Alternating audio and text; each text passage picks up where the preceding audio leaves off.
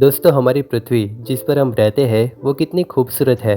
घने जंगल, बहती नदियाँ और कई सारे अलग अलग प्रकार के जीव जंतु। I was listening to the ocean. और यही पृथ्वी हम इंसानों का भी घर है। पर क्या आप जानते हैं कि हमारी पृथ्वी को बनने में कितना ज़्यादा समय लगा था और इस प्रोसेस के दौरान क्या क्या घटनाएं हुई थी।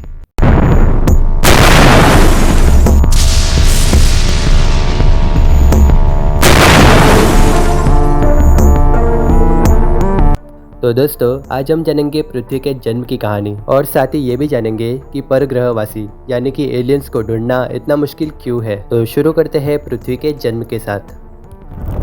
दोस्तों जस्ट इमेजिन, हमारा ब्रह्मांड एक बहुत ही बड़ा खाली स्थान था जहाँ पे कुछ भी एग्जिस्ट नहीं करता था, यहाँ तक कि समय यानी कि टाइम भी नहीं। आज से लगभग 13.8 अरब साल पहले कुछ बहुत ही अबनॉर्मल चीज हुई और एक बहुत ही बड़ा विस्फोट हुआ जिसे बिग बैंग कहा जाता है। दोस्तों इस बिग बैंग के पीछे क्या राज छुपा हुआ था और ये कैसे हुआ, इसको हम आज तक नहीं जानते। इस पे कई सारी थियरीज भी बनी है, लेकिन इसके पीछे का एक्चुअल रीजन किसी को भी नहीं पता। दोस्तों ये विस्फोट ऐसा वैसा विस्फोट नहीं था, ये इतना बड़ा और खतरनाक था कि जिसके होने से एलिमेंट्स, एनर्जी, अंतरिक्ष और समय एक साथ अस्तित्व में आए थे। और ऐसा माना जाता है कि इसके पहले कुछ भी एग्जिस्ट नहीं करता था, बस चारों ओर खाली अंधकार था।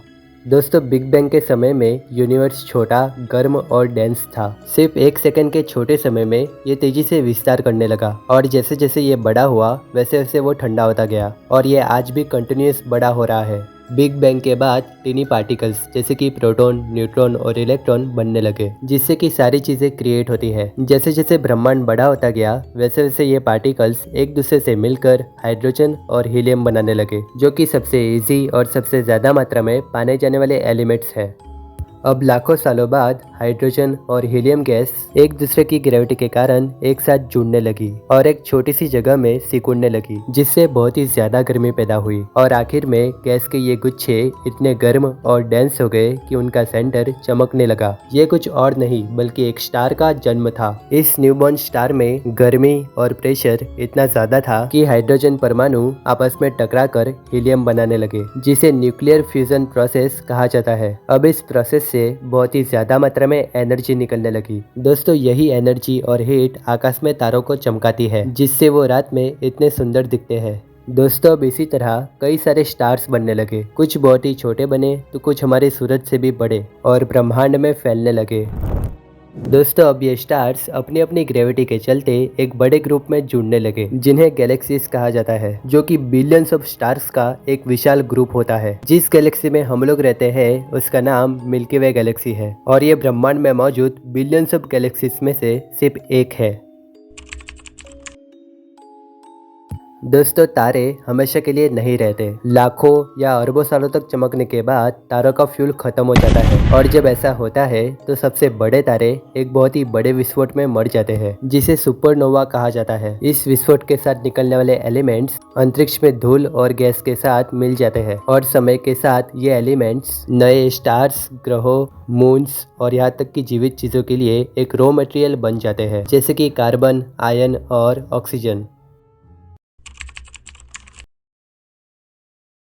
दोस्तों आज से करीब 4.6 बिलियन साल पहले हमारी मिल्की वे गैलेक्सी में गैस और डस्ट का एक विशाल बादल अपनी ग्रेविटी के चलते कोलैप्स करने लगा। ये कोलैप्स शायद उसके करीब के सुपरनोवा विस्फोट के कारण हुआ था। दोस्तों इस बादल को सोलर नेबुला नाम दिया गया। जैसे जैसे ये नेबुला कोलैप्स करने लगा वैसे वैसे वो घूमने लगा, जिसने एक फ्लैट घूमती डिस्क का निर्माण किया। इस डिस्क के सेंटर में एलिमेंट्स इकट्ठा होकर प्रोटोस्टार बनाने लगे, जो कि हमारे सूरज की शुरुआत की स्टेज थी। जैसे जैसे ज्यादा गैस और डस्ट प्रोटोस्टार में गिरने लगी वैसे वैसे वो ज्यादा गर्म होने लगा और इतना गर्म हुआ कि उसमें न्यूक्लियर फ्यूजन शुरू हो गया और अब ये ऑफिशियली सूरज बन गया था। दोस्तों इसी बीच आसपास की डिस्क में छोटे छोटे गैस और धूल के गुच्छे आपस में टकराने लगे और एक दूसरे से चिपकने लगे और धीरे धीरे वो प्लैनेटेसिमल में बदलने लगे, जिसका मतलब होता है बिल्डिंग ब्लॉक्स, जो कि ग्रहों के निर्माण के लिए काफी ज्यादा जरूरी है।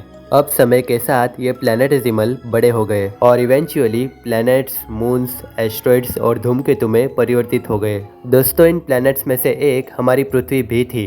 दोस्तों इसी तरह कई सारे प्लैनेट्स बने और हमारी सोलर सिस्टम का निर्माण हुआ और ग्रेविटी के चलते वो सूरज के आसपास घूमने लगे। लेकिन अभी भी हमारी अर्थ पूरी तरह नहीं बनी थी। कई सालों बाद थिया नाम का एक प्लेनेट अर्थ से टकरा जाता है, जो कि लगभग मार्स के साइज का था। ये टकराव इतना खतरनाक था कि जिससे अर्थ और थिया के कुछ हिस्से अंतरिक्ष में फैल गए और धूल मिट्टी के रूप में अर्थ के आसपास घूमने लगे और धीरे धीरे एक साथ आकर्षित होकर एक सॉलिड बॉडी में बदल गए, जिसे मून का नाम दिया गया और यही हमारी धरती का चंद्र है। लेकिन उस थिया प्लेनेट का क्या हुआ? तो दोस्तों, शुरुआत में हमारी धरती एक लावा का गोला थी। इस टकराव के बाद थिया का कुछ हिस्सा अर्थ के लावा में समिट गया और बाकी का हिस्सा अंतरिक्ष में धूल मिट्टी के रूप में फैल गया, जिससे हमारे मून का निर्माण हुआ।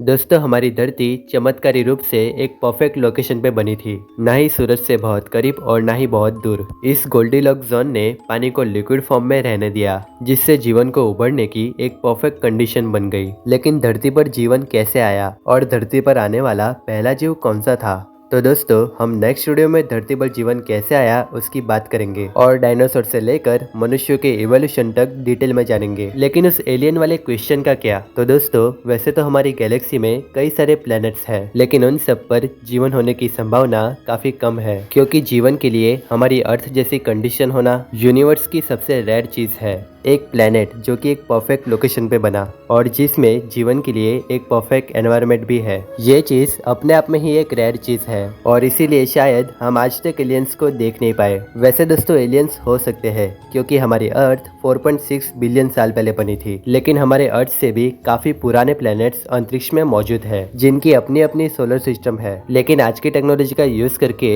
हम उनके बारे में नहीं जान सकते, हमें और भी ज्यादा एडवांस होना होगा। और दोस्तों, हमारी मिल्की वे गैलेक्सी यूनिवर्स की बिलियंस ऑफ गैलेक्सीज में से सिर्फ एक है और इससे भी काफी पुरानी गैलेक्सी ब्रह्मांड में हो सकती है। तो दोस्तों, हमारी अर्थ को बनने में अरबों सालों का समय लगा है, जो कि यूनिवर्स की सबसे रेयर चीजों में से एक है। तो उसको गंदा करके और प्रदूषण फैला के बर्बाद मत करो। क्या पता हम मिल्की वे गैलेक्सी में अकेले ऐसे जीव हो और शायद अकेले ना भी हो, क्या पता। ओके, तो दोस्तों, मैंने जितना हो सके उतना आपको आसान भाषा में समझाने की कोशिश की। तो वीडियो जरा भी अच्छा लगा हो तो एक लाइक जरूर से कर देना और आपको कोई भी क्वेश्चन हो तो कमेंट सेक्शन में पूछ सकते हो, मैं आपको रिप्लाई जरूर दूंगा। नेक्स्ट वीडियो 2-3 दिनों में आ जाएगा, तो चैनल को सब्सक्राइब करना मत भूलना। ओके दोस्तों, बाय एंड टेक केयर।